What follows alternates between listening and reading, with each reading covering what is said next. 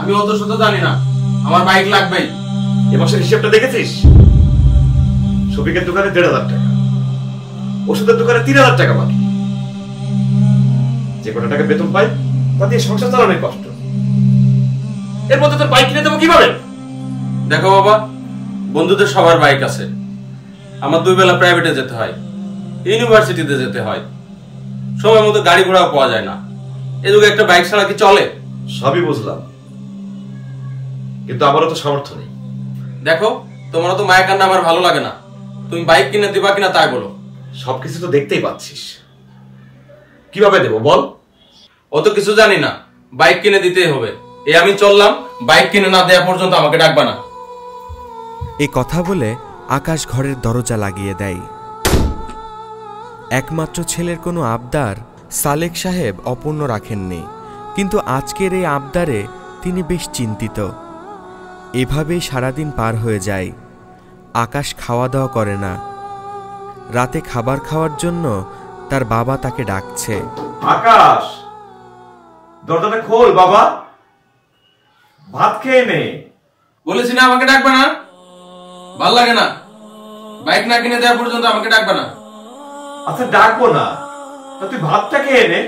আমার খিদে নেই, তোমাদের খাওয়া তোমরা খাও। দেখ বাবা, এত জেদ ধরিস না, তুই তো জানিস আমার হাতে টাকা পয়সা নেই। আমি যখন বলেছি আমার বাইক কিনে দিতে হবে তো দিতেই হবে, না দিলে আমি এক ফোঁটা পানিও পান করবো না। বাইক কেনার জেদ ধরে আকাশ খাওয়া দাওয়া বন্ধ করে দিয়েছিল। বাবা মায়ের সাথে ঠিকমতো কথা বলতো না, সারাদিন বাইরে বাইরে থাকতো, ফোন দিলে ফোন ধরতো না। তাই অবশেষে বাধ্য হয়েই সালেক সাহেব তাকে বাইক কিনে দেয়।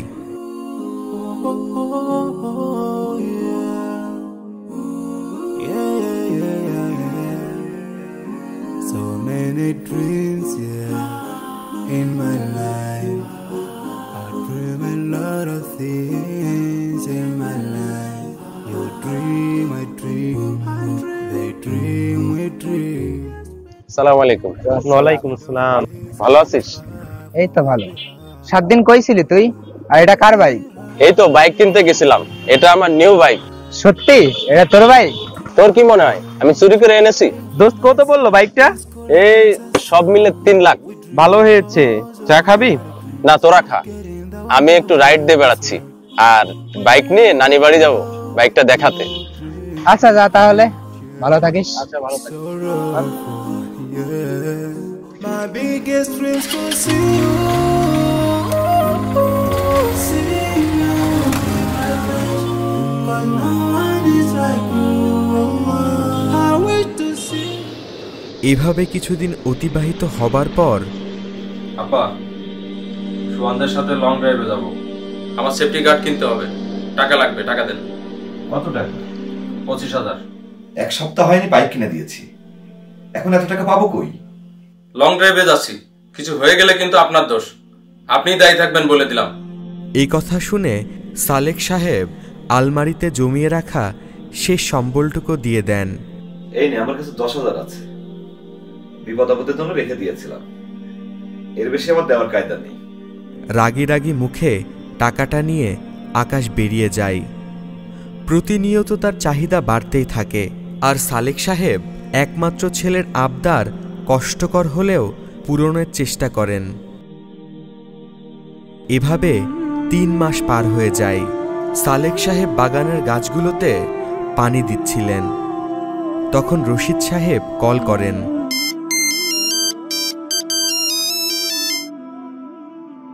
হ্যালো, আসসালামু আলাইকুম। ওয়ালাইকুম আসসালাম। কেমন আছেন সালেক সাহেব? এই তো আলহামদুলিল্লাহ, আপনি কেমন আছেন? আপনি আর ভালো থাকতেন, দিলেন কই আমার? 2 মাসের কথা বলে টাকাটা নিলেন, 3 মাস হয়ে গেল এখনো দিলেন না। 5 তারিখে দেওয়ার কথা ছিল, আজকে 8 তারিখ। কথাটা মনে আছে আপনার? রশিদ ভাই, আমাকে আর কয়টা দিন সময় দিন, আমি এ মাসে আপনার বাকি টাকাটা দিয়ে দেব। গত মাসে তাহের ভাই টাকাটা দিয়েছি তো, সেজন্য আপনাকে আর দিতে পারিনি। আপনারা দুজনে আমাকে এমন চাপাচাপি করলে আমি কোথায় যাব?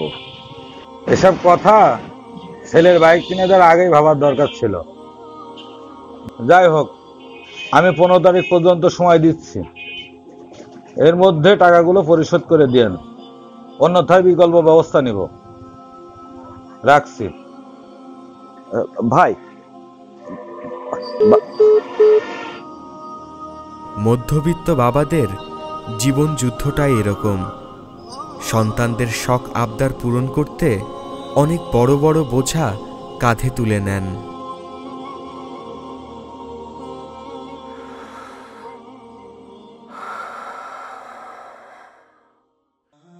বাবার সাথে করা অন্যায়গুলোর কথা ভারাক্রান্ত হৃদয় নিয়ে মিয়াবাড়ির আম গাছের নিচে বসে আকাশ ইমাম সাহেবকে খুলে বলছিলেন, জানেন হুজুর, আমি যখন যা চেয়েছি আমার বাবা সেই আবদার পূরণ করেছে, আর আমি শুধু বাবার প্রতি জুলুম করেছি।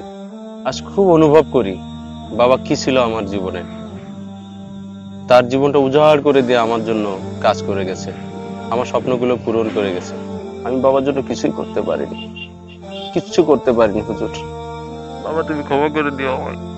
দেখো, এভাবে নিজেকে দোষারোপ করো না। যা হবার ছিল তা তো হয়ে গেছে। তুমি আল্লাহর কাছে বেশি বেশি ক্ষমা প্রার্থনা করো, নিশ্চয়ই আল্লাহ ক্ষমাশীল। আর মা বাবার জন্য এখন অনেক কিছু করার আছে তোমার। তাদের জন্য সাদাকা জারিয়া করো, তাদের জন্য বেশি বেশি দোয়া ইস্তেগফার করো, তাদের ওসিয়তগুলো পূরণ করো, ঋণ থাকলে ঋণগুলো পরিশোধ করে দাও। বেশি বেশি তাদের জন্য এই দোয়া করো, রব্বির হামহুমা কামা রব্বায়ানি সগীরা। আর এইভাবে বসে না থেকে চলো আমরা তাদের কবর জিয়ারত করতে যাই। এতে তোমার মনটাও পাতলা হবে, তারাও শান্তি পাবে।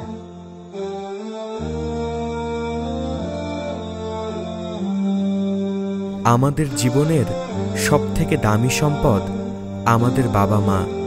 আমাদেরকে খুশি করতে নিজের জীবনকে বিলিয়ে দিতেও ভাবেন না তারা।